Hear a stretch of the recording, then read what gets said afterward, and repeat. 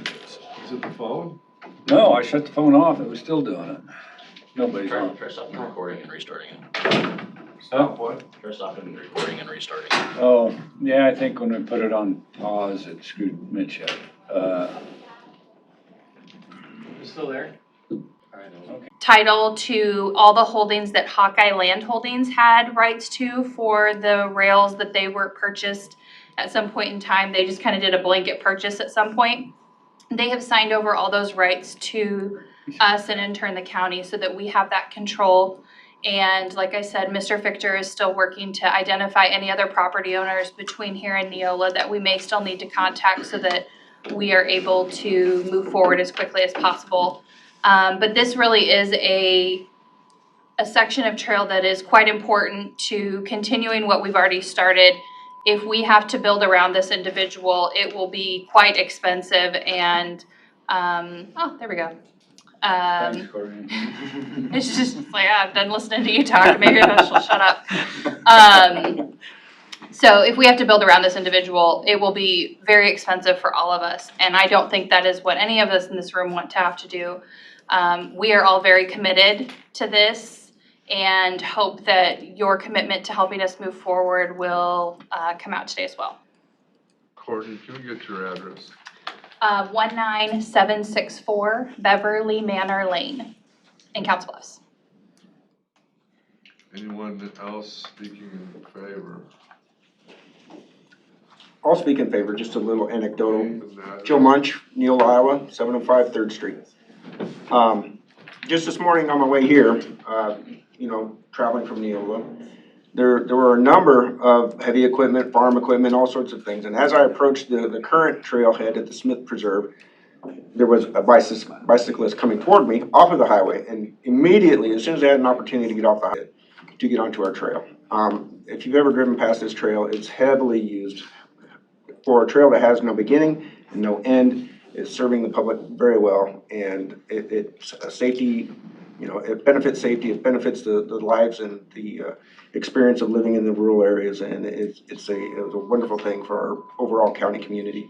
One other story I just noticed this morning online, it was a blog that I was reading of this old couple, not old, I shouldn't say old, they were retired folks, and they were traveling across the country on their bicycles.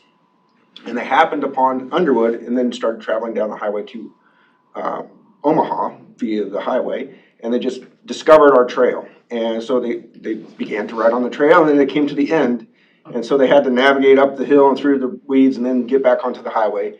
And then lo and behold, hey, they picked up again, and they're just so thankful and amazed at the beauty and the opportunity to experience our area. And it will just do nothing but expand and benefit all of us. So there's a great need, and I hope you guys will be able to support us in this effort. That was a couple of retired people that were on their way from Delaware to like Washington somewhere. Yeah. It's pretty amazing. It is amazing. It's awesome. Very nice. Pretty cool.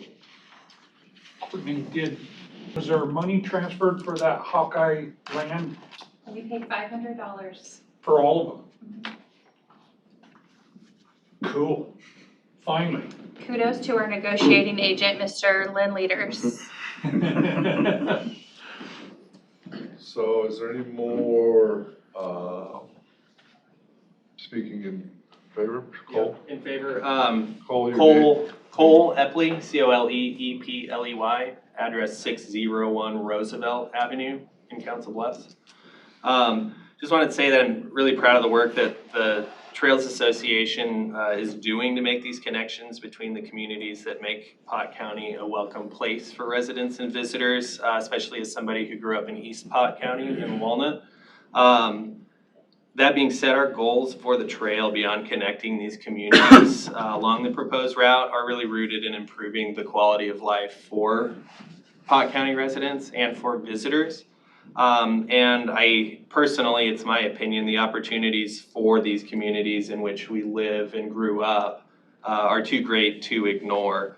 We're talking about things like potential adaptive reuse of dilapidated structures and infrastructure, closer relationship to the natural elements like Joe was talking about, and the potential for special experiences along the trail. These all hold great promise, not only for current trail users, but for future trail users and the people who make up our communities.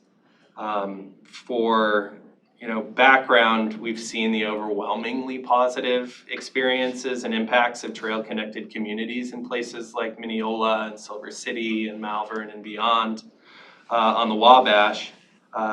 And looking into like the High Trestle Trail north of Des Moines, approximately 250,000 people visit that or use that trail every year, about half of which come from beyond the Des Moines metro. So to close, here in Pot County, I just think we have this opportunity to make our own impact on the really important communities that we call home. Okay. Thanks. Anyone else speaking in favor? Those, Look. oh, Lynn Leaders, 32528 Magnolia Road, Minden. I just like to say I'm in favor of it. Pretty much echo what all these folks have already said. This section of the trail, like Courtney had said, if we cannot use this property for the trail, it's a safety issue is the big thing for me. Because otherwise, money and safety, because it's going to cost us a lot of money to go a different route.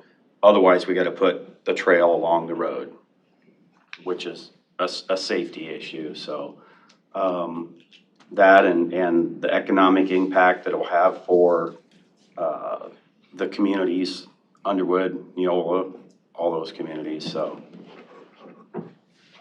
okay, thank you. Anyone else speaking in favor? Those speaking against? I'll move to close. Second. Motion to close public hearing, Supervisor Wiggins, second by Supervisor Shea. Any discussion? Matt, yes. I just want to give you an update. So I had not placed on the agenda the actual passing of a resolution, so that still has to be done. And so I'm gonna have that put on the agenda for next week. And so that gives you some time to think about it. Although, I think you've heard, what at least the sentiments are of the people who cared enough to come. I can tell you that I have reached out to both. The piece of property that we're talking about really for this extension is co-owned by two different individuals. And one of those individuals has indicated that he is willing to voluntarily sell the property. And it's the other individual that's not. They've retained an attorney who I've been in contact with. I don't know, where, it'll go, if the board approves the resolution, then the next step is we've got to sort of get a review appraisal. We'll have to update the appraisal we have, to get a review appraisal. Then we have to enter into good faith negotiations of purchase. So this still could be several months out, if we're not able to come to terms. And if none of that works, then we have to convene basically a condemnation action, a condemnation jury. This still could take us a little bit of time, but I feel like we're at least moving forward on it. So depending on what the board's action is next week, then we'll be in a position to reach out. I need to get those appraisals. We'll have to get the one updated and get the review appraisal done, and we'll see. Mark, didn't we do a reappraisal this spring? Yeah, we did. Yes. So we'll have to get it reviewed. One more time. Yeah. It should be fairly easy. I know they changed the comparables from the original appraisal. And you just want to make sure, since technically we got the appraisal done before a resolution, authorizing the extension has gone forward. I just think to make sure we're dotting our i's and crossing our t's. We want that updated after, any action by the board. And then reviewed. And then it has to have another appraiser brought in to review their appraisal. So it's it's a government, but belt and suspenders at the same time, that's what we're gonna do. So, Okay. Hopefully we've got our i's dotted and our t's crossed, and be ready to go.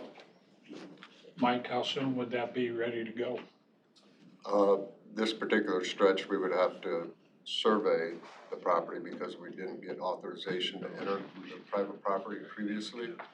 Otherwise, survey is completed all the way up to Underwood now, with this gap is missing. So we would have to get a survey, once we get rights to the property, and then we can base design on that. So ideally, Couple weeks. ideally, yeah, I Oh, think, these guys I say think it should. realistically, it would be on schedule then for construction next year, next construction season. Just anecdotally, side note on that, I know even if we were ready right now for a letting, trying to find contractors that have availability this year to be able to build anything would be slim at best. A couple of local lettings recently, they only had one contractor submit bids for, so we'll be in good shape, hopefully, Okay. for next year. And just also on just sort of the legality side, so I mean, I know that there's been a variety of controversy over the years about taking property for recreational trails. And in fact, Iowa code prohibits taking agricultural land through condemnation proceedings for for recreation and trail purposes. However, it defines agricultural land as, parcel or tracts of land of more than 10 acres, which this would probably qualify as bigger than 10 as far as the overall size of the property, but it specifically excludes properties that are already divided by railroads and public streets. And so the strip that's really being looked at is between the railroad and railroad highway. So sort of by definition, it can't be an agricultural land that's excluded from recreational trail purposes. So the resolution that I will prepare for the board's, consideration, acknowledges that this is not agricultural lands within the meaning of, Iowa Code, chapter, I believe it's 6B. But it's, we did some looking at that before any of this was brought forward to make sure that this wasn't going to be a legal impediment, and it clearly is not. Matt, is this on the old rail bed that was there? Right. It is a part of the The old- previously vacated railroad right-of-way. Okay. Hey, Melvin, can you adjust that other camera? Okay, we Yeah, got, that's what I'm working I on. just got a we got request a online motion to and a adjust it. second to close the public hearing. Roll call. Chairman Belt. Aye. Supervisors Groby. Yes. Schultz. Aye. Wickman. Aye. Shay. Aye. Okay. Can you remind me who made that motion to close? Motion was made by Supervisor Wickman and seconded by Supervisor Shea. Yeah, that's what I thought. One thing I would like to say is I appreciate all of you guys coming. We wouldn't be in this position and have this public hearing if the board wasn't somewhat committed to making sure that this was gonna become a reality. It's a multi-step process, as Matt mentioned, and this is one of the steps that we have to take in order to get to where we wanna be. So, and as Matt mentioned, there'll be a resolution that comes in front of the board, and I think that, at least from this supervisor, I'm gonna do everything I can to keep this in motion and get it done as fast as we can, and be fair to the property owner as well. Well, I think this board and probably some boards prior to this have tried almost every possible way to do this without getting to the point we're at today. So, appreciate, you guys doing all the work that you do. Probably not as fast as you'd like to see it, like some of the rest of us. That's an understatement. So hopefully, we still have the potential to beat maybe the city to connect up with, on their end. I don't know where they're at. Maybe we'll get ours, Last I heard, it was next spring from the Baumgars out. So we still got a couple pieces we need to get put together, and I think next week we'll get the resolution done and go on the next steps from there.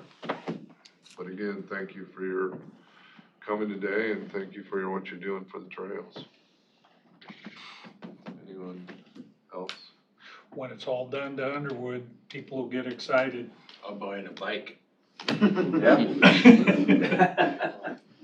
You might need to. You know what, with the COVID weight that I put on, yeah, I do. Yeah, that, right? yeah, I hear you. COVID-15, they call it. All right, hey, thank you all again. Thanks, you guys. Thanks.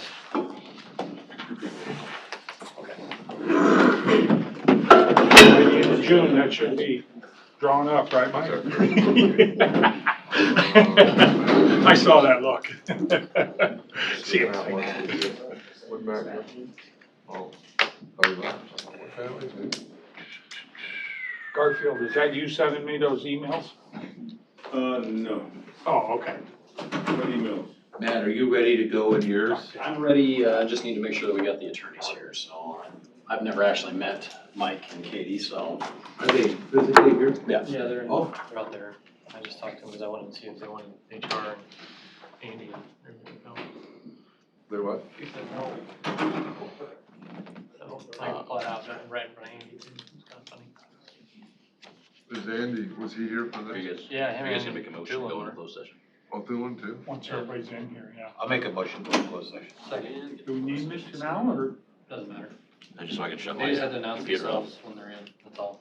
Hello. And they're-